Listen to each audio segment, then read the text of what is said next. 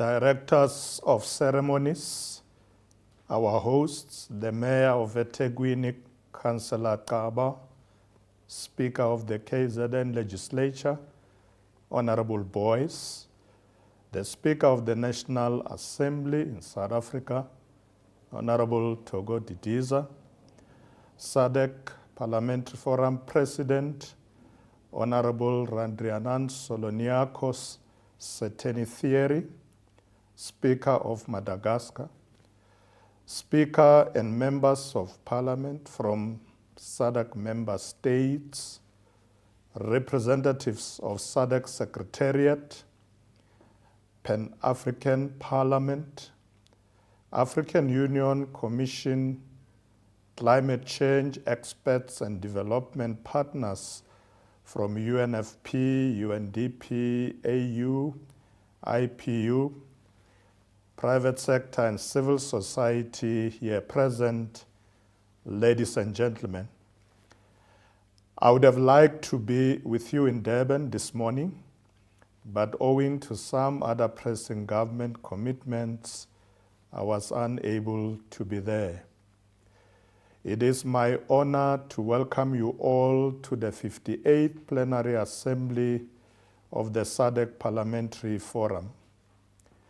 We are convened with the crucial focus on the impact of climate change on women and youth in the SADC region and the role of parliaments in climate change mitigation and adaptation. This theme emphasizes the necessity of collective action by parliaments to address and develop sustainable solutions for this pressing challenge. South Africa G20 declaration. Before delving into the subject, let me pause and acknowledge that this plenary takes place following the successful hosting of the G20 summit, the first ever hosted on African soil.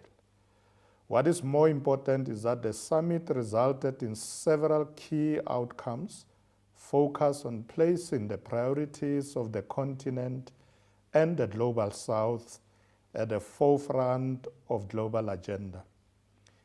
A significant achievement was the adoption of the G20 declaration centered on the themes of solidarity, equality, sustainability as key pillars of inclusive growth. The declaration emphasizes the African philosophy of Ubuntu, I am because we are, which stresses global interconnectedness and a commitment to ensuring no one is left behind. The key areas of commitment and action included leaders condemning all attacks against civilians and reaffirming their commitment to work for a just, comprehensive, and lasting peace in conflict areas. Recognizing that high debt levels hinder inclusive growth, especially in low-income countries in Africa, the G20 committed to strengthening the implementation of the common framework for debt treatments in a timely and coordinated manner.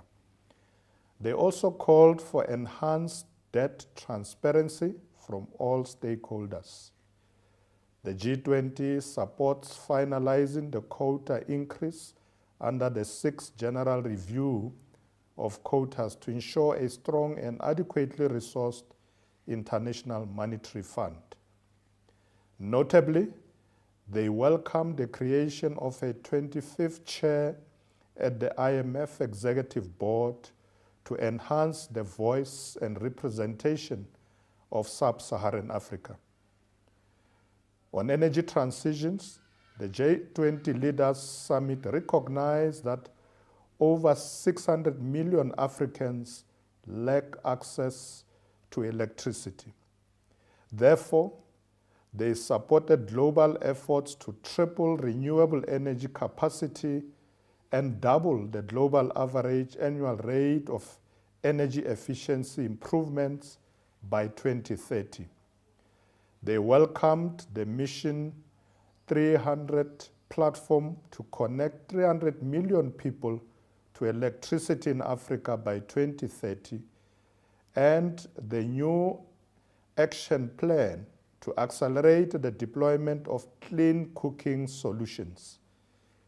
The G20 supported the G20 Critical Minerals Framework, which is a guide to ensure that the supply of important minerals is sustainable and stable, while also encouraging local processing and value addition in the countries where these minerals are produced. The leaders welcomed the high-level principles on sustainable industrial policy for inclusive economic growth, industrialization, jobs, and equality. They also established the Nelson Mandela target, aiming to further reduce the rate of young people not in employment, education, or training by 5% by 2030, and also committed to advancing universal social protection systems. They reiterated their commitment to resilient food systems and welcomed the Ubuntu approaches on food security and nutrition, which aim to address the negative impacts of excessive food price volatility. Equally, the leaders recognize the potential of artificial intelligence and welcome the launch of the AI for Africa initiative, a voluntary platform for multilateral cooperation to promote access to computing power, talent, and infrastructure in African countries. The subject was also extensively discussed at the 57th Plenary Assembly held in Victoria Falls City in the Republic of Zimbabwe under the theme, Harnessing Artificial Intelligence for Effective and Efficient Parliamentary Processes in the SADC region, Experiences, Challenges, and Opportunities. The key outcomes in this regard included a call to share experiences and best practices, the recognition of challenges like data security and over-reliance on foreign AI, and the identification of opportunities to improve efficiency and transparency through AI tools. Moreover, the G20 commended the South African presidency for launching the second phase of the G20 Compact with Africa 2025 to 2030. The leaders welcomed the African Union as a full member of the G20 and called for a transformative reform of the UN Security Council to make it more representative and inclusive, specifically improving the representation of Africa, Asia Pacific, and Latin America and the Caribbean. Ladies and gentlemen, climate change was also a central topic of the G20 summit. The topic was integrated into several working groups and culminated in specific commitments in the leaders' declaration. The leaders acknowledged the increasing frequency and intensity of disasters and welcomed the G20 voluntary high-level principles for investing in disaster risk reduction. They also reiterated the urgent need for universal coverage of early warning systems, particularly in Africa by 2027.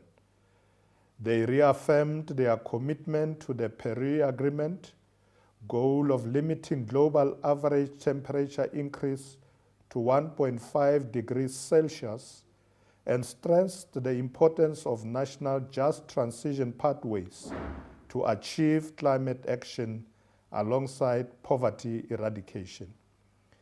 It is commendable that SADC is addressing climate change through policy development, capacity building, and specific initiatives like the development of a regional climate resilient water investment program. Key actions include creating climate change strategy and action plan, mainstreaming climate change into other policies, enhancing climate information services, and focusing on water resources management to build regional resilience. However, significant challenges remain, and the region is still highly vulnerable to climate impacts. Climate change disproportionately affects women and young people, increasing their work burdens, escalating health risks, and heightening the changes of gender-based violence and exploitation. It poses a significant threat multiplier, exacerbating existing socio-economic vulnerabilities. In parallel, climate change impacts such as persistent droughts, extreme weather events, including floods and cyclones, land degradation, and shifting rainfall patterns profoundly undermine sustainable development in SADC, particularly affecting women and youth. It is imperative to acknowledge that women are disproportionately affected due to their central roles in household welfare and their dependence on climate-sensitive natural resources. As primary providers of food, water, and fuel, climate-induced scarcity compels women to undertake extended journeys, thereby increasing their workload, exposure to risks, and adverse health consequences. Women are highly reliant on rain-fed agriculture. Fluctuating crop yields, the loss of livelihood, exacerbate food insecurity and poverty within female-headed households. Furthermore, women often lack economic, political, and legal power, including land rights, which restrict their resilience and capacity for adaptation. During periods of crisis, they have limited access to relief and decision-making processes. Additionally, youth and adolescent girls, along with young people in general, are frequently associated with disrupted education and heightened vulnerability. Consequently, climate-related hazards such as floods and droughts can cause damage to schools' infrastructure or compel households to withdraw children, particularly girls, from schools to support subsistence and income-generating activities. This situation exacerbates the vulnerability of girls, leading to a significant rise in school dropouts among adolescent girls. This phenomenon often contributes to unequal gender roles, increasing their risk of child, early, and forced marriages as a coping mechanism for impoverished families. Furthermore, it exposes them to physical and sexual abuse. Therefore, the combination of limited opportunities and climate shocks can restrict livelihood prospects for young people, particularly in rural areas. Consequently, they may resort to increased internal or regional migration to urban slums in pursuit of survival. In response to climate change mitigation and adaptation, the SADC parliaments hold a vital mandate and play a multifaceted role in promoting effective and equitable climate action. This is accomplished through their functions related to legislation, oversight, and representation.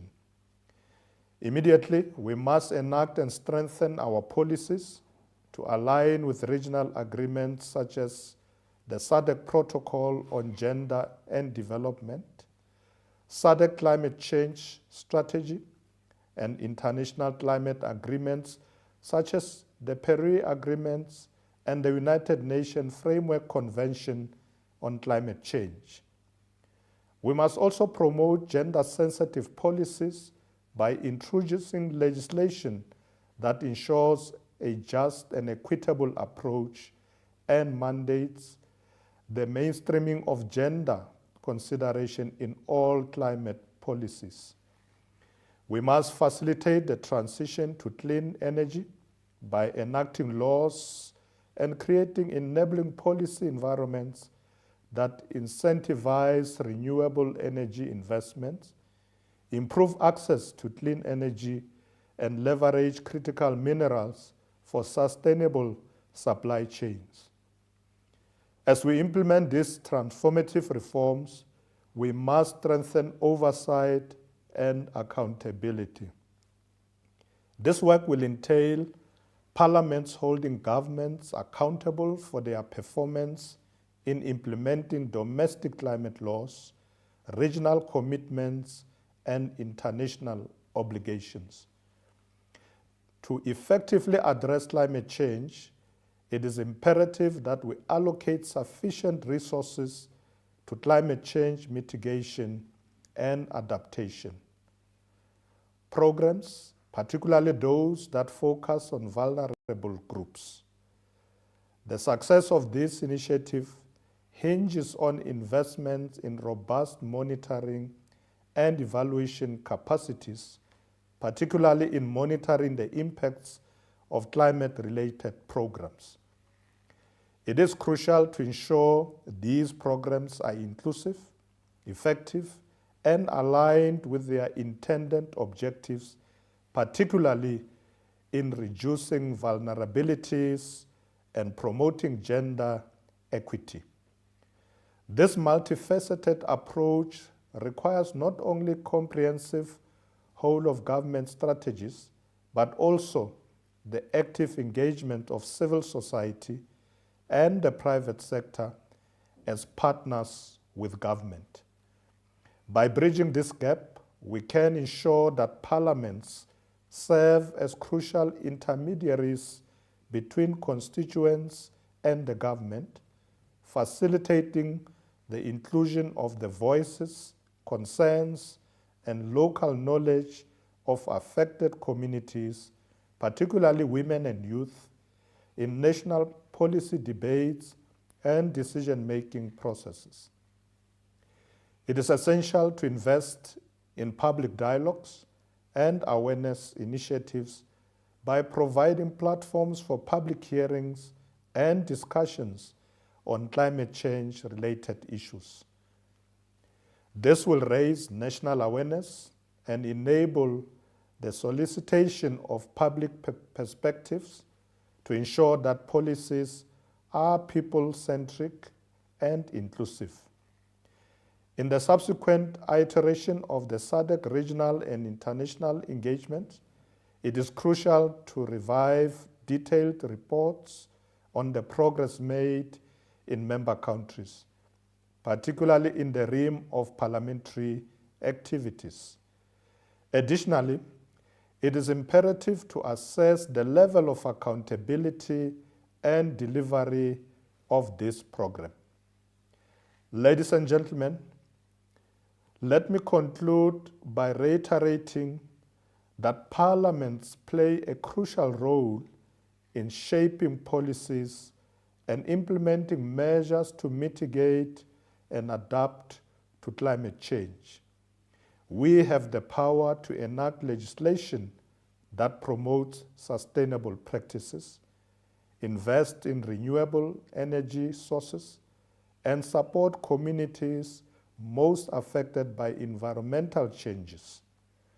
In South Africa, President Cyril Ramaphosa signed the Climate Change Bill into law in 2024, which outlines a national climate change response, including mitigation and adaptation measures, as well as South Africa's fair contribution to the global climate change response.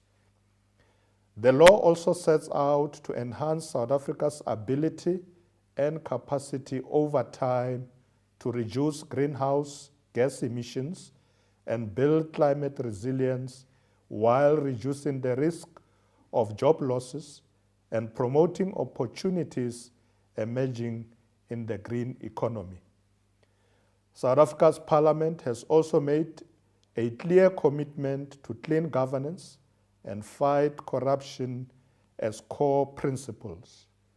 It is imperative that we work together to ensure that our laws and policies reflect the urgent need to address our challenges, including climate change and its disproportionate impact on women and youth. As leaders in our communities, let us commit ourselves to meaningful and impactful action to address the impact of climate change on women and youth in the SADC region. Together, we can make a difference and ensure that our region thrives in the face of environmental challenges. Ladies and gentlemen,